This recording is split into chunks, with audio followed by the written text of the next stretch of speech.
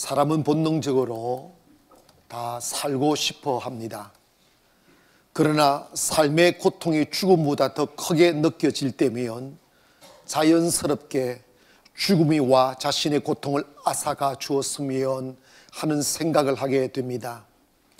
예수님께서 이 땅에 오셔서 당하셨던 십자가의 고통은 그 어떤 삶의 영광으로도 대신할 수 없는 고통이었습니다. 그 고통은 마치 햇살 아래 세워진 그 눈사람처럼 그 따가운 햇살로 인하여 조금씩 녹아내려 나중에는 흔적조차 없어지듯이 예수님의 십자가의 고통은 조금씩 주님의 가슴을 녹아내리게 하였고 심장을 멎게 하였습니다. 하여 주님의 흔적이 조금씩 고통으로 사그러져 가게 되었던 것이 십자가의 고통입니다. 사람이 죽음이 와야만 끝이 나는 이 잔인한 외로움과 뼈를 상하게 하는 이 아픔을 겪고 나면 다시는 살고 싶지 않아 하는 생각이 듭니다. 가끔 우리 주변에서 자살 소식을 듣습니다. 왜 자살할까요? 사람이 행복하다고 느낄 때에는 자살하는 사람이 없습니다. 자살의 의미는 지금 내가 살아가는 이 삶의 고통을 끝내고 싶다는 생각 때문일 것입니다. 만약 우리 보고 예수님이 당하셨던 그 십자가의 고통을 당하라고 했다면 과연 몇 사람이나 살아있을까 생각해 보니까 아무도 살아있을 사람이 없을 것 같은 느낌이 들었습니다. 물론 자살이 정당하거나 해도 된다는 말은 아닙니다. 성경적 사관으로 볼 때 우리 그리스도인들은 어떠한 고통이 다가와도 끝까지 살아남아야 됩니다. 왜냐하면 자살은 하나님의 뜻이 아니기 때문입니다. 그런데 왜 주님은 그토록 치욕적이고 그리고 고통스러운 십자가의 죽음을 당했음에도 불구하고 다시 살아나셨는가 하는 것입니다. 과연 무슨 이유가 있길래 또 다른 삶을 시작하셨던가 하는 것입니다. 조선 왕조 만렵의 비운의 왕후인 명성황후에 대하여 노래한 노래 중에 나가거든 이라는 노래가 있습니다. 그 가사 내가 안 부를 겁니다. 너무 이게 부르면 너무 슬퍼서 눈물이 흐를 것 같아서 그냥 그 가사만 읽어도 가슴이 짠하잖아요. 읽어드리겠습니다. 쓸쓸한 달빛 아래 내 그림자 하나 생기거든 그때 말해볼까요 이 마음 드러나 주라고 문득 새벽을 알리는 그 바람 하나가 지나가거든 거기서 한숨 쉬듯 물어볼까요 나는 왜 살고 있는지 나 슬퍼도 살아야 하네 나 슬퍼서 살아야 하네 이 삶이 다하고 나야 할 텐데 내가 이 세상을 떠나간 그 이유 나가고 기억하는 나 슬픔까지도 사랑했다 말해 주길. 근데 저는 이 여인을 생각한 게 아니고 예수님을 생각해 봤습니다. 그런데 예수님이 그 십자가의 길을 걸어가신 그 길이 참 외로웠을 것 같아요.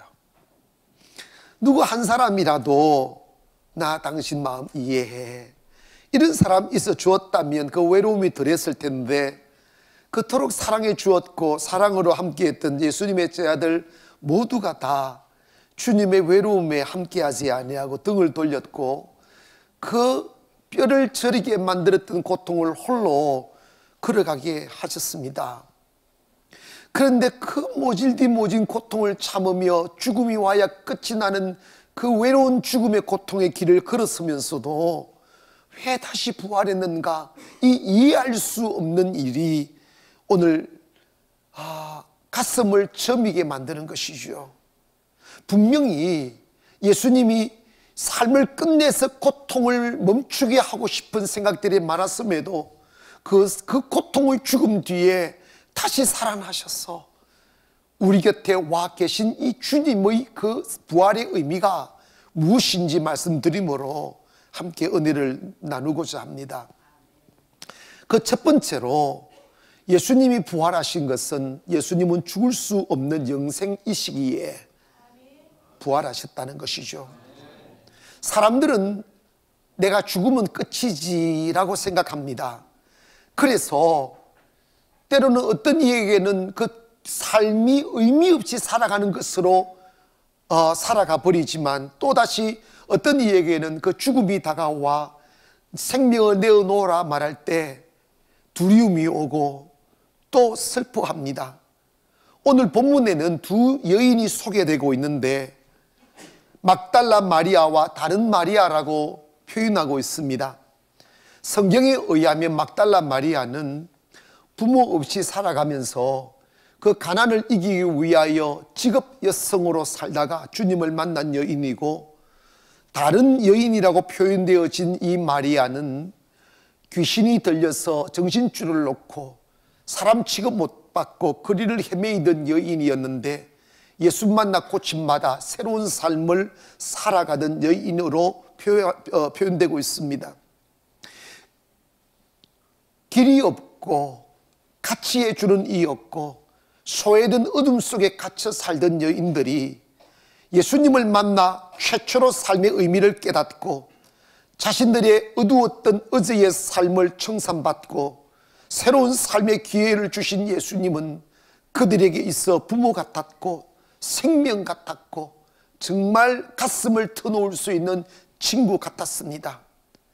하여 어제 없었던 주님과의 동행의 삶의 기쁨이 너무 커서 희망 없었던 그녀들의 가슴 속에 희망을 꿈꾸게 되고, 사람들이 자신들을 짓밟고 외면했던 그 슬픈 삶을 뒤로하고 나 이제 주님과 함께 내일 있는 삶, 그리고 희망을 주는 삶을 살 수 있겠다는 그 희망의 꽃이 피어올라 웃음 띤 얼굴로 햇살을 맞이했는데, 뜻하지 않는 주님의 십자가의 죽음이 갑작스럽게 다가왔을 때 이 여인들의 가슴 속에 점이 오는 슬픔은 그 어떤 위로로 될 수 없는 슬픔이었습니다.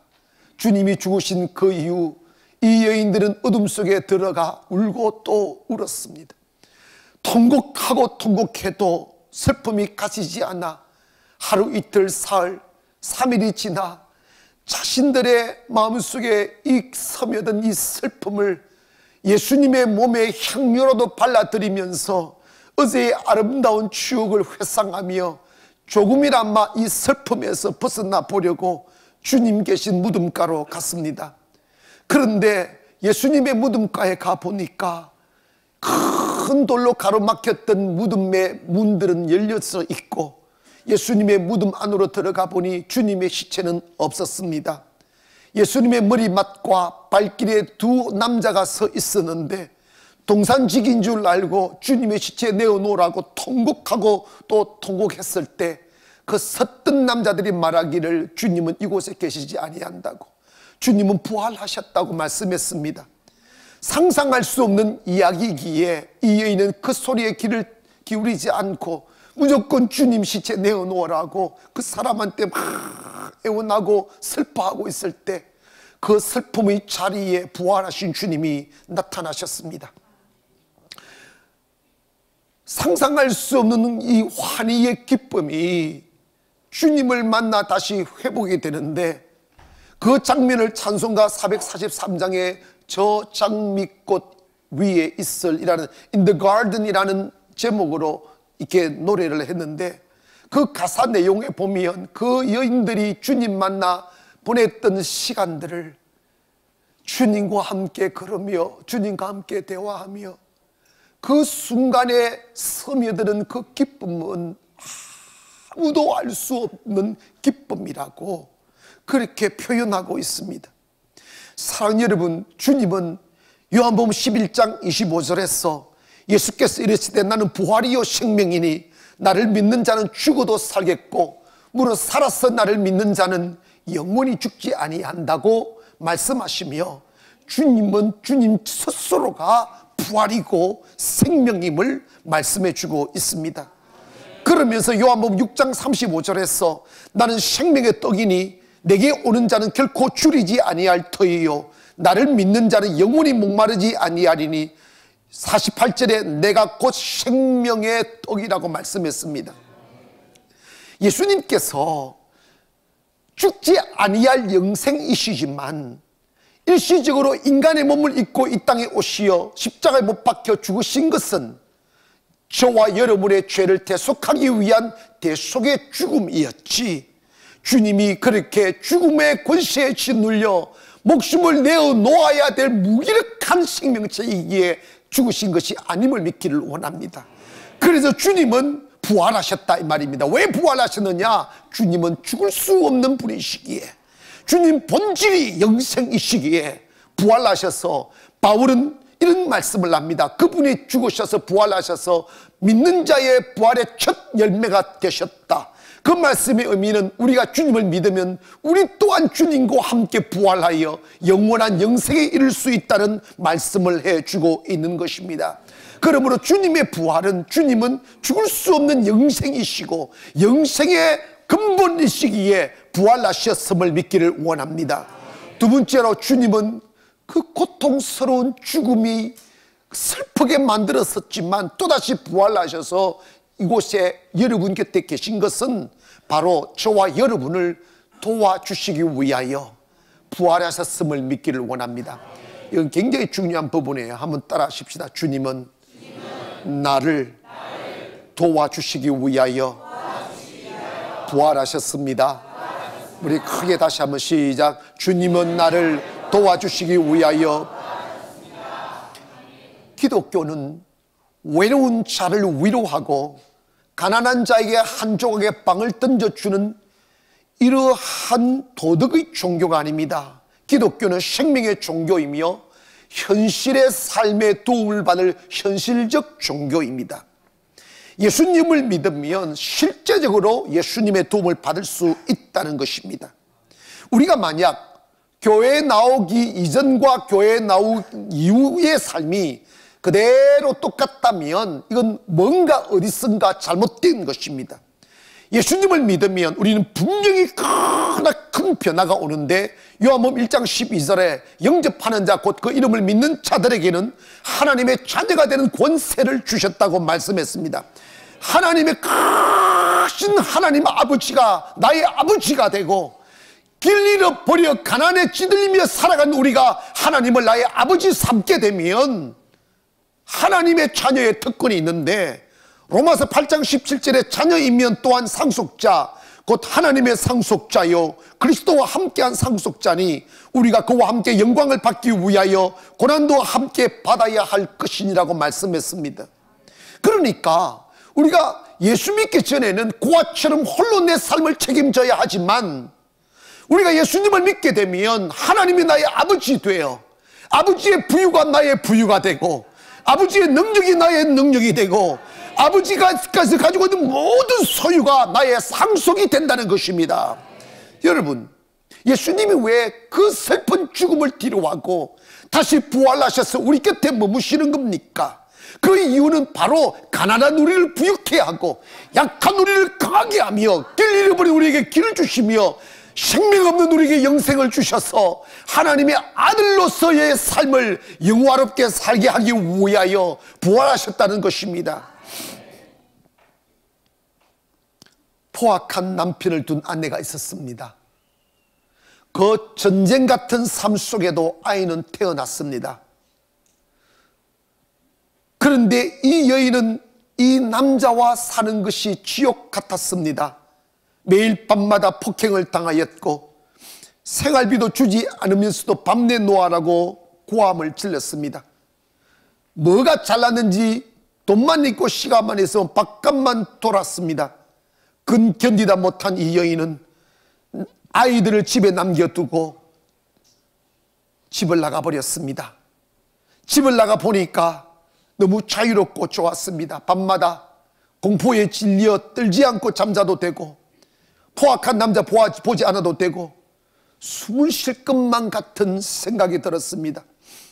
그런데 문제가 생겼습니다.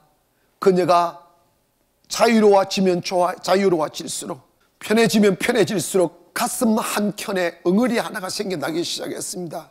그게 뭐냐면 집에 남겨준 아이들의 모습이 떠올라서 그렇습니다.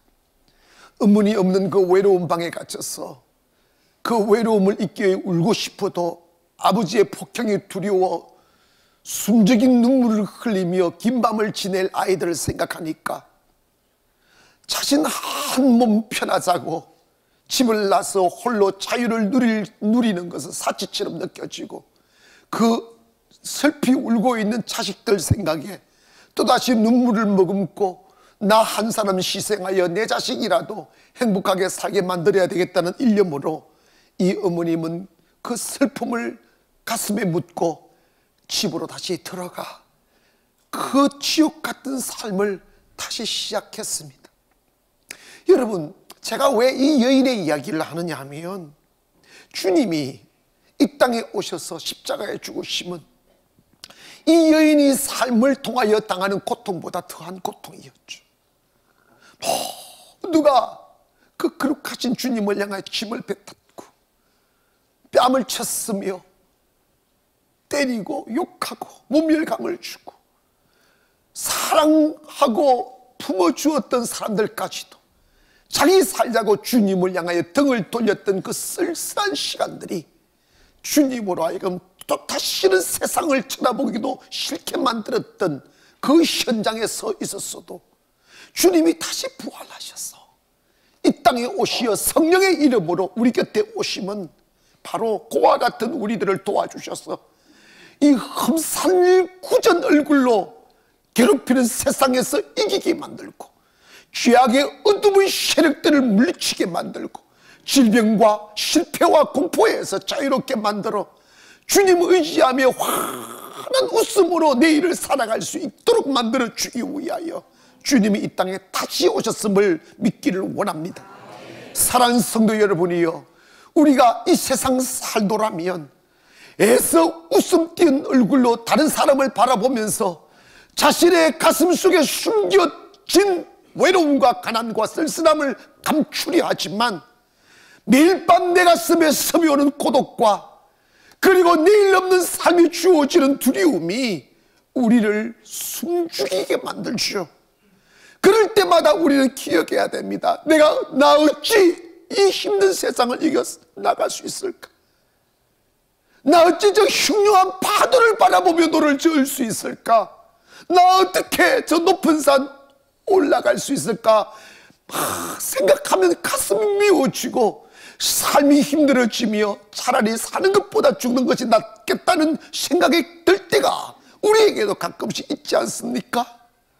그런데 여러분 기억해야 됩니다. 주님이 부활하셔서 다시 이 땅에 오시면 우리가 어제처럼 그렇게 힘들면 힘들어하고 외로우면 외로워하고 슬프면 숨죽이며 그 슬픈 눈물을 흘리도록 내버려 두지 않기 위하여 주님이 오셔서 우리의 눈물을 닦아주시고 흉흉한 물결치는 파도 앞에 두려워하며 떨고 있는 자들을 주님의 손에 붙들으셔서 주님의 품에 안아 그 강을 건너게 하시고 주님께서 업어서 그 높은 산을 넘게 하여 주셔서 우리의 삶 속에 슬픔은 사라지고 주님으로 인하여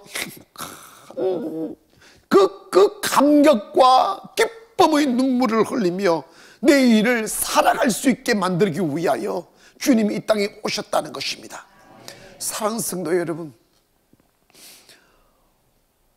저도요 이렇게 어떤 동네를 쓱 지나가는데 어머나 내가 이거 오고 싶지 않는 세상에 왔구나 하는 생각이 들었어요. 그게 왜 그러냐면 그 동네에 살 때 내가 너무 힘이 들었어서 그래요. 힘이 드는데 차를 타고 우연히 가다 보니 언젠가 그 동네를 지나가고 있는 거예요. 근데 감사한 것은 아무렇지 않더라고요. 왜? 지금은 배고프 지금도 근데 여러분 주님의 은혜 기억하기를 원합니다.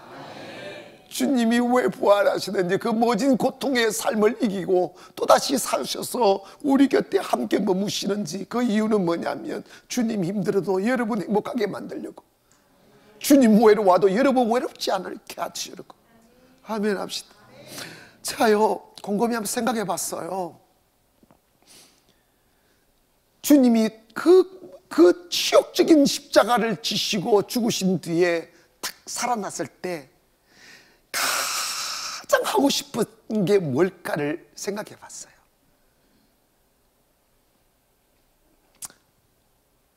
김치 넣고 고등어 구워서 밥 한 숟갈 먹고 싶다, 그런 생각 안 들었어요.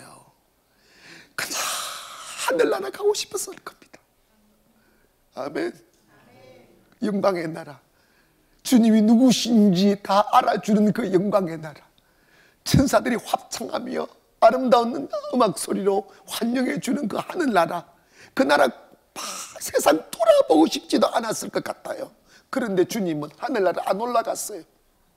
안 올라가시고 그렇게 슬펐던 십자가의 현장 속에 저 나무 기둥에 몸을 숨기며 삐쭉 바라보면서 주님의 결말이 어떻게 되는지 바라보면서 발각되니까 나 죄를 모른다고 저주하며 맹세하여 가로되 나는 죄를 도무지 알지 못한다고 말했던 베드로, 아이고, 나 여기 성가대원들 아름다운 얼굴로 이렇게 앉아있지만 여러분이 베드로 만났으면 머리카락을 다 뽑아놨을 것 같아요.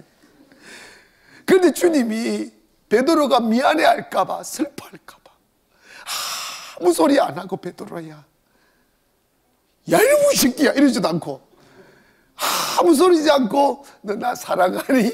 근데 베드로도 얼마나 뻔뻔한지, 주여 내가 주를 사랑하는 줄 주께서 아시나이다.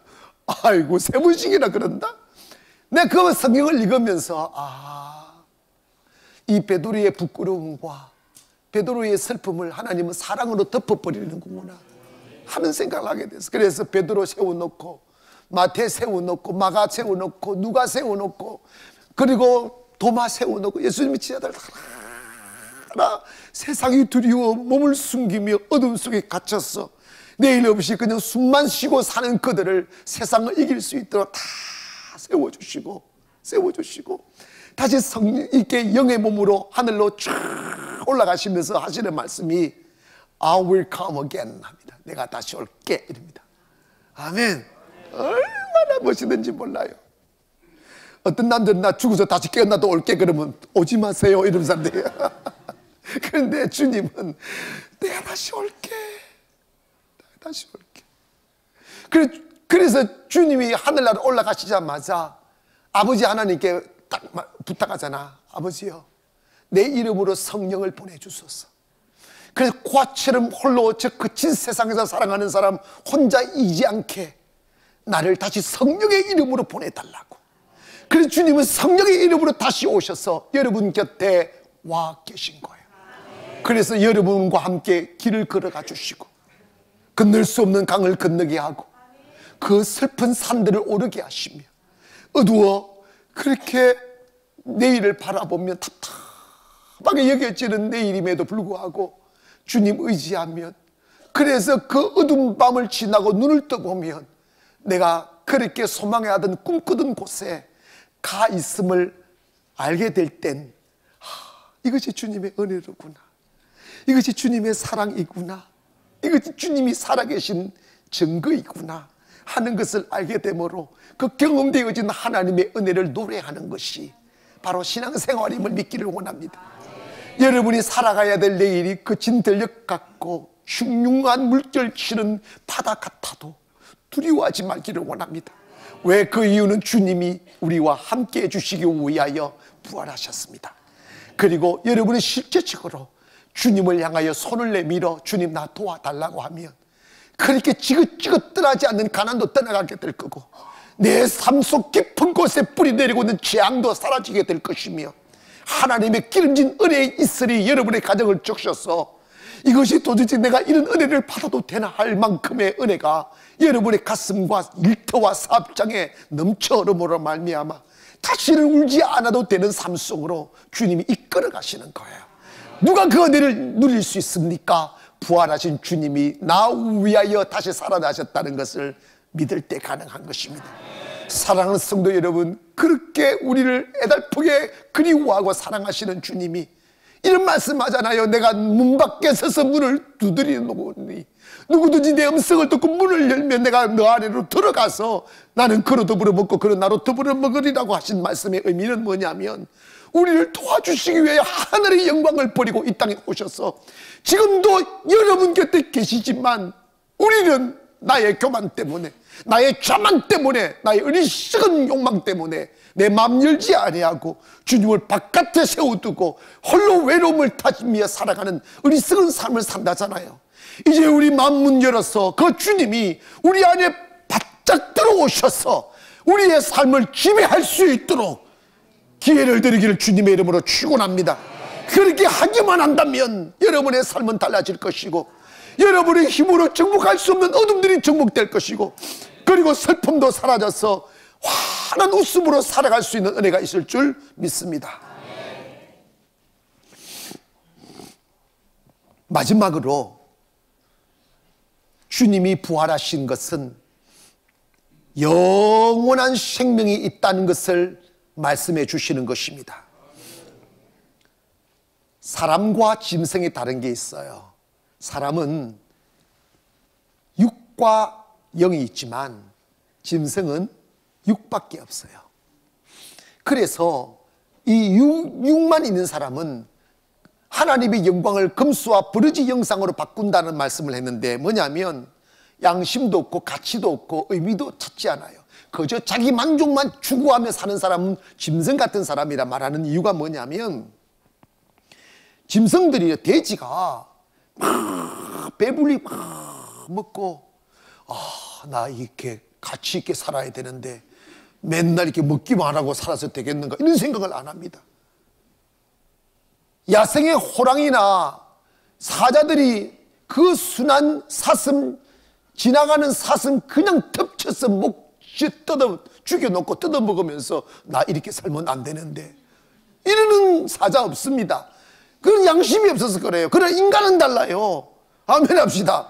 인간은 이렇게 좀 더 이렇게 먹어도 가치를 있고, 나 왜 사나 고민도 하고, 여러분 또 의미를 찾아서 이곳에 오셔서 자기 만족을 위해 사는 게 아니고 우리 하나님께 영광을 돌리며 살아야 된다는 그 의미가 깨달아지니까 오늘 이렇게 화창한 날 꽃 구경까지 아니하고, 물론 예배 맞추고 갈지는 모르겠지만 그렇게 예배하는 우리들은 뭔가 우리 안에 가치와 의미를 추구하는 것이 있기 때문에 오늘 이 자리에 있음을 믿기를 원합니다. 그리고 신앙생활을 하다 보면 항상 좋은 일만 어디 있겠습니까? 사도 바울이 오죽해서 뭐 그런 이야기 했겠어요. 부활이 없다면 예수님은 부활 안 했을 것이고, 특히 예수 믿는 우리들은 세상에서 가장 불쌍한 사람일 거라고 이야기하잖아. 근데 그 말이 무슨 의미일까 곰곰이 생각해 봤어요. 왜 예수 믿는 게 불쌍합니까? 별게 아니더라고요. 예수 안 믿으면 그냥 욕도 해버리고 참지도 않고 뒤집어버리고 그래야 되는데, 여러분 은혜를 받든 안 받든 간에 딱 예수님, 딱 저 사람은 나 교회 다닙니다, 그 말 하는 그날부터 직장에서 참아야 돼. 그런데 여러분 바울이 무슨 이야기 하느냐 하면, 인생은, 예수님이 부활하신 것은 인간에게 영원한 생명이 있다는 거예요. 할렐루야. 그래서 이런 이야기를 합니다. 고린도전서 15장 52절에 보니까 나팔 소리가 나매 죽은 자들이 썩지 아니할 것으로 다시 살아나고 우리도 변화되리라. 이 썩을 것이 반드시 썩지 아니할 것을 입겠고 이 죽을 것이 죽지 아니함을 입으리로다고 했어요. 이게 뭐냐면, 인간의 몸은 죽어 없어지지만 이 썩어질 몸은 다시 영원히 썩지 아니한 몸으로 변화되어, 아멘, 변화되어 영원히 산다는 거예요. 하여 예수 안 믿는 사람도 죽으면 영원한 생명은 살아있어도 지옥에서 고통받으며 영원히 거하고, 예수 믿어 구원받은 사람은 천국에 가서 그 영광을 영원히 누리며 살게 된다는 것입니다.